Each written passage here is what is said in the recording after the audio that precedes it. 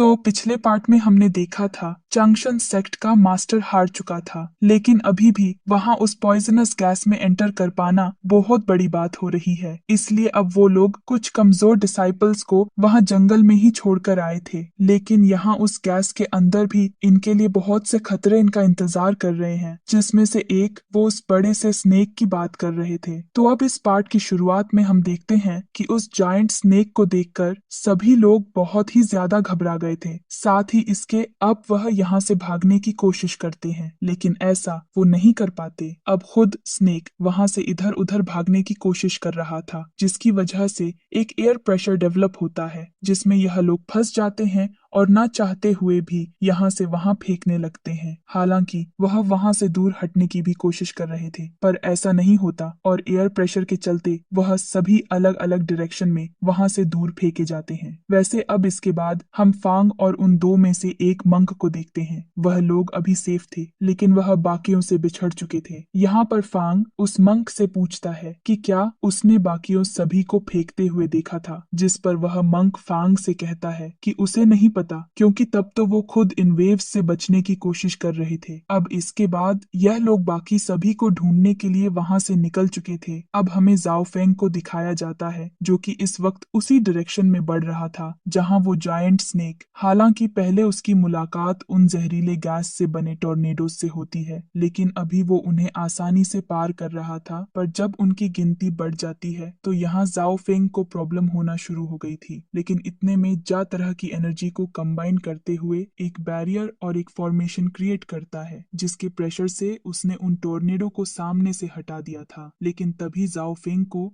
सामने उस जहरीली गैस के अंदर से बहुत ही खतरनाक एनर्जी महसूस होती है, जो उसके करीब ही बढ़ रही थी। वह सोच ही रहा था कि यह किसकी एनर्जी है, पर इतने में ही वह जायंट स्नेक उसके सामने आ जाता है। हालांकि वह स्नेक अभी बहुत जल्दी में लग रहा था, इस वजह से वह जाओफेंग को नोटिस ही नहीं करता और आगे बढ़ जाता है। यहाँ जाओफोंग भी अपनी डायरेक्शन चेंज करता है। वैसे जाओफोंग सोच रहा था कि आखिर यह चीज है क्या। अब इसके बाद हमें जिंगयू को दिखाया जाता है, जो कि अभी इसी जंगल में आगे बढ़ रहा था। पर तभी एक ईगल उसका पीछा करना शुरू कर देती है, पर यहाँ वह उससे बच जाता है और एक पेड़ के पास आकर इस तरह से मूव करता है जिससे कि वह ईगल उस पेड़ से टकरा जाए। अंत में ऐसा ही होता है और वो ईगल खत्म हो जाती है। लेकिन जब यह देखते हुए जिंगयू रुका था, तभी इतने में उसकी तरफ एक पॉइजनस स्नेक भी हमला कर देता है, जो कि थोड़ा जहरीला था, पर जिंगयू ने उसे खत्म कर दिया था। वह समझ गया था कि एक जगह पर रुकना सही नहीं होगा। इस वजह से वह फिर से अपनी तलवार के ऊपर चढ़कर बाकी सभी को ढूंढना शुरू कर देता है। वैसे इसके बाद तीन चेंज होता है और हम स्याओ और उसके साथ लाई की वाइफ को देखते हैं। वह दोनों ही अभी साथ में थे और जंगल पार कर रहे थे, लेकिन तभी उन्हें कुछ जहरीले इंसेक्ट्स घेर लेते हैं और उन पर हमला कर देते हैं। हालांकि इसके बाद वह साथ में मिलकर उनसे फाइट करते हैं और उन्हें हरा देते हैं, जिसके बाद अभी ली की वाइफ शॉ को थैंक्स कह रही थी। लेकिन इस पर शॉ कहता है कि नहीं, तुम्हें ऐसा कहने की जरूरत नहीं, हमें ऐसी सिचुएशन में एक दूसरे की मदद करनी ही चाहिए। वैसे अब इसके बाद वो वहां से आगे बढ़ने लगे थे, क्योंकि उन्हें अंधेरा होने से पहले बाकियों को भी ढूंढना है। अब इसके बाद हमें जाओ फेंग को दिखाया जाता है, जो अभी आगे बढ़ रहा था, लेकिन उसके पास फिर से वही जहरीला ग्रीन स्मोक फैल जाता है, जिस वजह से उसे सामने सही से दिख नहीं रहा था। पर अब वह अपनी स्टिक का इस्तेमाल करता है, जिससे वो उस जायंट स्नेक के डिमोनिक ऑरा का पीछा कर रहा था, क्योंकि वो स्नेक अंदर की जी तरफ जा रहा है। इसका मतलब जाओ फांग को अब वो ही अंदर ले जाएगा। वैसे अब जब वो आगे बढ़ रहा था, तभी इतने में अचानक से उसकी तरफ कुछ स्पिरिचुअल सोर्ड्स आना शुरू हो जाती है। यह सोर्ड्स लू की बनाई हुई थी, लेकिन जाओ फेंग को यह चीज नहीं पता थी। इस वजह से वह उनसे सिर्फ बचता है और वहां से निकलने की कोशिश करता है। हालांकि अभी वह खुद से कह रहा था कि शायद किसी ने मुझे ऑफ गार्ड पकड़ लिया। वैसे अभी उसके लिए इन स्पिरिचुअल स्वॉर्ड से बचाना थोड़ा मुश्किल होगा, क्योंकि जब जब जाओ फेंग इन्हें डॉज करने की कोशिश कर रहा था, तो वह सभी तलवार वापस से उसके करीब आते जा रही थी। साथ ही वह अपनी डायरेक्शन चेंज भी कर रही थी क्योंकि लू उन्हें कंट्रोल कर रही थी। यहाँ जाओ फेंग उनसे बचते हुए उन तलवारों की एनर्जी को महसूस करता है और कहता है कि यह स्पिरिचुअल स्वॉर्ड बहुत स्ट्रॉन्ग है। इसका मतलब इन्हें क्रिएट करने वाला कल्टीवेटर भी स्ट्रांग होगा। आखिर वह किस सेक्ट का होगा? अब तभी लू वहाँ थोड़े करीब आ जाती है और अपनी पावर को बढ़ा देती है, जिसकी वजह से जाओ फेंग को भी अपनी थोड़ी ज्यादा पावर का इस्तेमाल करते हुए उसके अटैक को रोकना पड़ता है।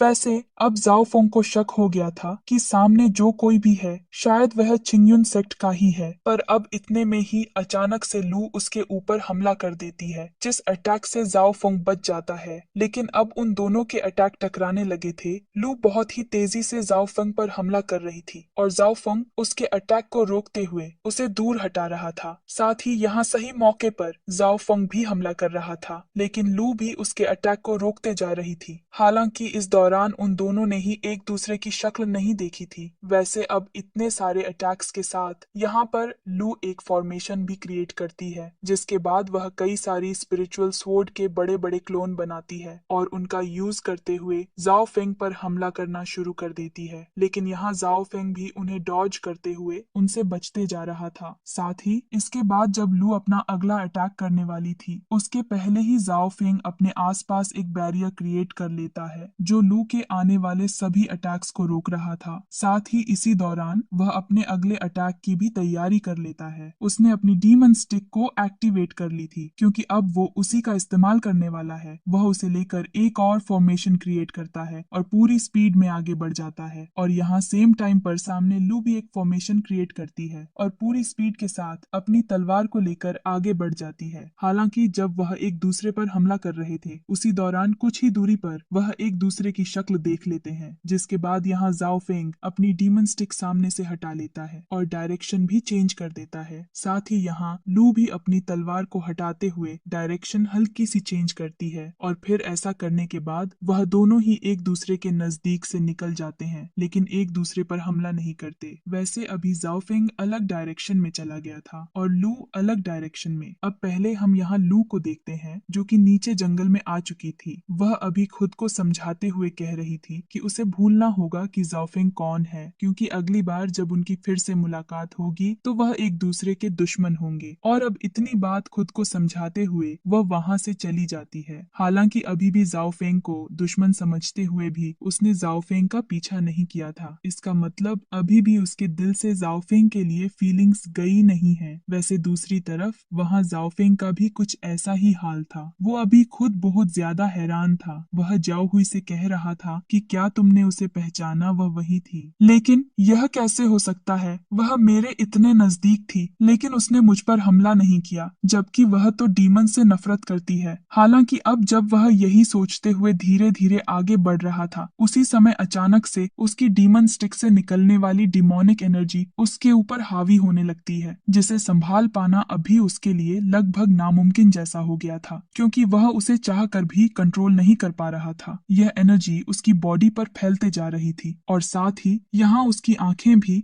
लाल हो चुकी थीं, जो चीज देखकर जाओ हुई घबरा जाता है और उसके कंधे से नीचे आ जाता है। यहाँ उसे भी समझ नहीं आ रहा था कि वह क्या करे, लेकिन उसी समय जाओ फेंग की बॉडी से एक दूसरी एनर्जी भी निकलना शुरू होती है, जो कि धीरे धीरे उसकी बॉडी को कवर कर कर उस डीमन स्टिक की तरफ बढ़ रही थी, जो कि उसको शांत कर रही थी। ये एनर्जी जाओ फेंग की अच्छाई है, या यूं कह लो उसने जो पहले कल्टीवेशन की, जो कि उसे इंसान बनाती है, ये उसी की एनर्जी थी जिस वजह से वह डीमनिक एनर्जी पर हावी हो रही थी। क्योंकि जाओ फेंग हाफ डीमन बनने के बाद भी अभी भी किसी के बारे में बुरा नहीं सोचता है, जबकि वह जो डीमनिक एनर्जी है वह सिर्फ खून की प्यासी है। वैसे इसके बाद अब जाओ फेंग जाओ हुई के साथ आगे बढ़ जाता है क्योंकि वह नॉर्मल हो चुका था। दूसरी तरफ हम उस दूसरे वाले मंक को देखते हैं जो अकेला जंगल में आगे बढ़ते हुए अपने सभी दोस्तों के नाम चिल्ला रहा था, लेकिन यहाँ सिर्फ सन्नाटा था और किसी की भी आवाज नहीं आ रही थी। पर तभी अचानक से उसे एक आवाज आती है जो कि किसी लड़की की थी। हम देखते हैं कि यह तो जिन की आवाज है। वो यहाँ मंक से कह रही थी कि लगता है तुम किसी को ढूंढ रहे हो,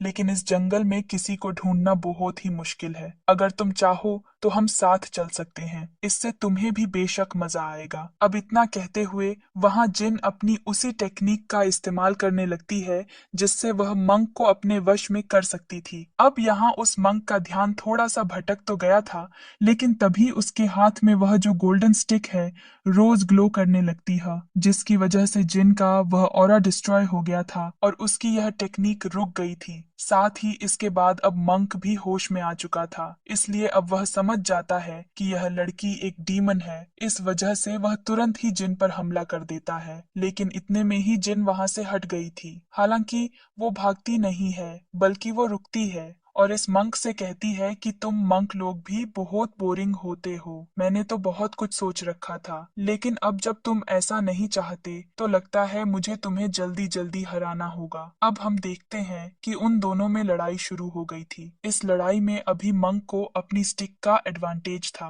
लेकिन तभी जिन वहां से पीछे की तरफ हट जाती है, जिसके बाद अचानक वो वहां से गायब हो चुकी थी। लेकिन मंक तुरंत ही उसका पीछा करने लगता है। क्या पता शायद उसने जिन के मजाक को शायद थोड़ा सीरियसली ले लिया है। वैसे अब तभी हम वहां पेड़ के पीछे ली को देखते हैं। उसने यह सब देख लिया था, लेकिन फिर भी वह मंक की मदद करने नहीं आया था। वो यह सब देखते हुए चुपचाप वहां से चला जाता है, वह भी बिल्कुल दूसरी डायरेक्शन में। वैसे अभी हम वहां एक बर्ड को भी नोटिस करते हैं जो इन पर नजर रखे हुए थी। अब इसके बाद सीन चेंज होता है और हम जिंगयू को देखते हैं जो कि अभी आगे बढ़ रहा था, लेकिन तभी उसे किसी की आवाज सुनाई देती है और वह दूसरी तरफ मुड़ता है। वहां पर अभी फांग और उसके साथ आया वही मंक जो कि शुरुआत में उसके साथ था। वह दोनों जब आगे बढ़ रहे थे, लेकिन इतने में ही एक डिमोनिक बर्ड फांग पर हमला कर देता है, जिसे फांग ने डॉज कर दिया था। वैसे यहाँ मंक भी उसकी मदद करता है, लेकिन फिर भी उस स्पिरिचुअल बर्ड को हराना थोड़ा मुश्किल था।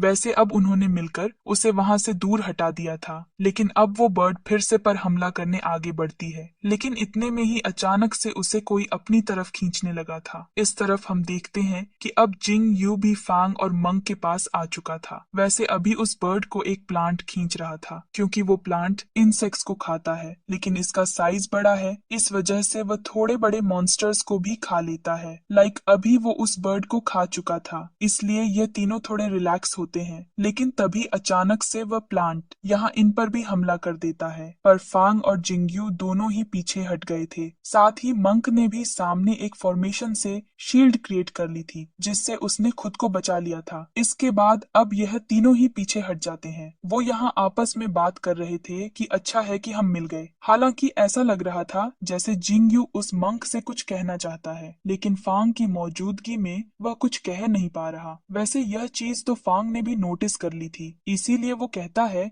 कि ये बहुत खतरनाक जगह है, हमें यहाँ से चलना चाहिए। जिसके बाद वह तीनों ही वहाँ से आगे बढ़ गए थे। अब इसके बाद हम जाओ फेंग को देखते हैं, जो कि अभी जाओ हुई के साथ आगे बढ़ रहा था, लेकिन तभी उसे किसी की प्रेजेंस नोटिस होती है, इसलिए वो एक पेड़ के पीछे छुपने लगता है। साथ ही यहाँ उसने जाओ हुई को भी उठा लिया था। वैसे अभी हमें जानने को मिलता है कि असल में वो शाओ से छिप रहा था, जिससे शाओ उसे देख ना ले। पर अब जब वह दोनों वहाँ से आगे बढ़ जाते हैं तो हम नोटिस करते हैं कि वहीं पेड़ पर वही छोटी चिड़िया नजर रखे हुई थी जो पहले ली पर नजर रखी थी। तो अब इसके बाद हमें दो लोगों को दिखाया जाता है। वैसे देखने से ऐसा लग रहा था कि यहाँ पर वह जो लेडी है शायद वही उस बर्ड के थ्रू सभी पर नजर रखे हुए हैं। अब यहाँ से हम एक बार फिर वापस से जंगल में आते हैं, जहाँ पर हमें कुछ ऐसे फिश मॉन्स्टर्स दिखाए जाते हैं जो सभी अभी जमीन पर थे